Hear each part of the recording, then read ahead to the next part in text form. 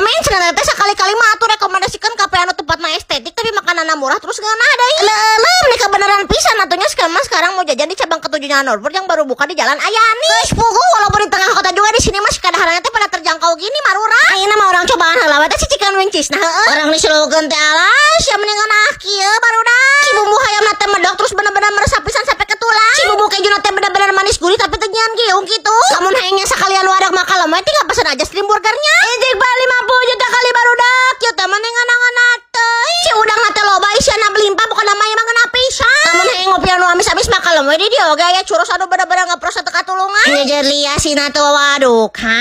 Teh mending ngeunah pisan. Urusan di korong mah tinggal disebor aja pakai aneka kopi susunya atau mocktailnya dari mereka. Ini mah tuh benar-benar otomatis menyebor di korosi kami dengan baik. Aduh kan, ya teman ini seger pisan. So atuh gara datangan nama tepat